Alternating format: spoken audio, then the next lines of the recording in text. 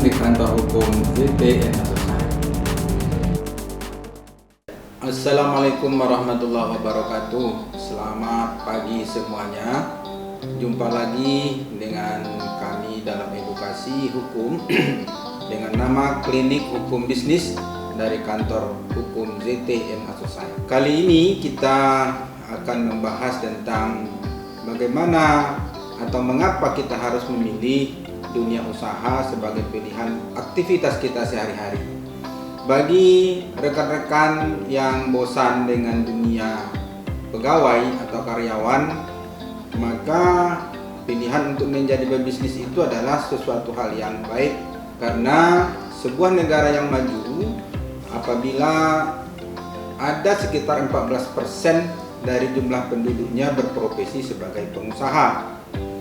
Jadi pilihan jadi pengusaha itu adalah pilihan yang tepat.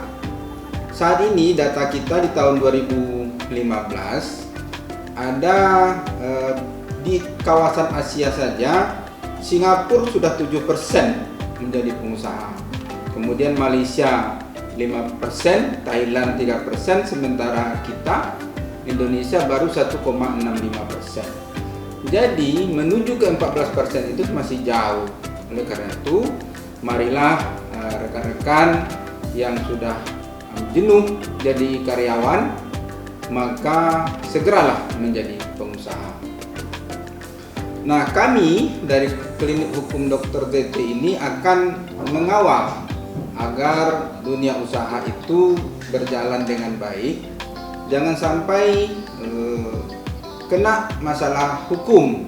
Nah, disinilah silakan berusaha, tetapi nanti ketika dalam melaksanakan usaha itu kami akan kawal hukum-hukum apa yang perlu Anda pahami. Nah, di awal-awal ini sebenarnya mengapa orang menjadi pengusaha itu, kadang-kadang kami sebagai dosen juga bertanya kepada mahasiswa, Anda nanti kalau tamat bagaimana? Mau gaji tinggi? Ya. Mau bekerja jadi pegawai? Ya. Tapi gaji tinggi. Nah, kalau jadi pegawai kan tidak mungkin gaji tinggi. Oleh karena itu paradok antara keinginan dengan pilihan. Seharusnya kalau keinginannya gaji tinggi atau pendapatan tinggi, janganlah pilih menjadi pegawai atau jadi karyawan. Pilihlah jadi pengusaha. Kenapa? Menjadi pengusaha itu akan membuat pendapatan Anda tanpa batas. Sementara menjadi pegawai itu pendapatan menjadi terbatas.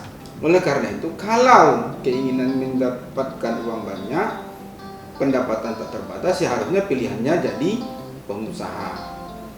Yang kedua, kita menjadi pengusaha itu kita tidak terbebani oleh aturan waktu.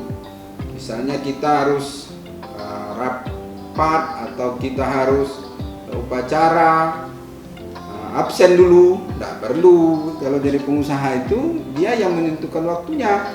Mau bangun jam berapa terserah. Kadang-kadang juga tengah malam dia masih bekerja. Nah, ini pilihan-pilihan. Jadi kalau ingin pendapatan tinggi, kemudian ingin bisa mendapatkan kelayakan hidup untuk fasilitas yang lebih baik, jadilah pengusaha.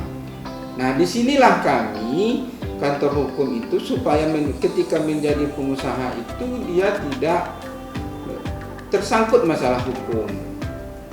Saat ini bisa kita lihat kalau sudah dunia usaha ada panggilan dari polisi, itu direkturnya pasti sudah hilang konsentrasinya.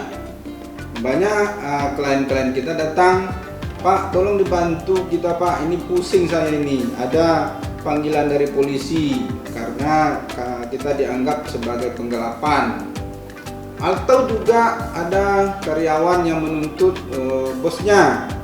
Jadi kalau misalnya masalah hukum ini dikerjakan juga oleh seorang direktur, kapan dia menjalankan usahanya? Jadi jangan sampai tersangkut masalah hukum lah, saran kami kepada para pelaku usaha. Oleh karena itu, kami menyarankan di dalam menjalani dunia usaha, paling tidak ada 4 yang harus Anda pikirkan. Pertama, tentang perizinan. Jadi izin ini harus betul-betul dipunyai. Apakah dia berbadan hukum PT, harus jelas ada PT-nya sudah sah berbadan hukum. Atau dia UMKM, dia sudah punya izin untuk menjalankan usahanya, izin UMKM. Nah, mengapa izin ini penting?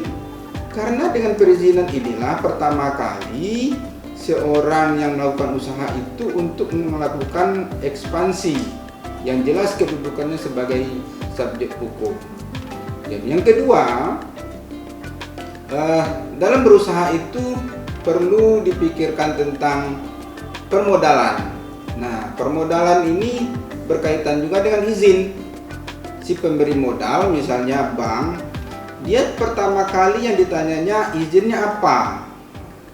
Seorang PT tentu akan mengeluarkan semua izin-izin PT-nya. Kalau dia UMKM, maka dia akan ditanya izinnya mana UMKM. Jadi bank pertama kali yang dia list itu adalah perizinan. Jadi untuk mendapatkan modal, maka pengusaha itu juga harus berpikir modalnya dari mana. Bisa juga modal ini nanti kita akan bahas satu persatu. Yang ketiga, dia harus membicarakan juga tentang kemitraan, marketing. Jadi kemana Pak produk ini mau dijual? Siapa yang mau beli? Berapa banyak produk yang diserap oleh pasar? Dan yang terakhir adalah masalah pajak. Jadi ada 4 masalah pokok yang harus dipunyai oleh seorang pengusaha terlebih dahulu kalau dia mau melaksanakan usahanya, menjalankan usahanya dengan sebaik-baiknya. Inilah dulu yang bisa kita sampaikan dalam kesempatan ini. Mudah-mudahan para pelaku usaha dapat memahami keempat masalah pokok ini, yaitu perizinan, permodalan, kemudian kemitraan atau marketing, dan yang terakhir adalah masalah perpajakan.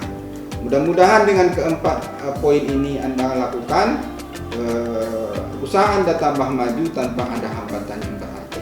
Terima kasih. Sampai jumpa kepada pertemuan berikutnya.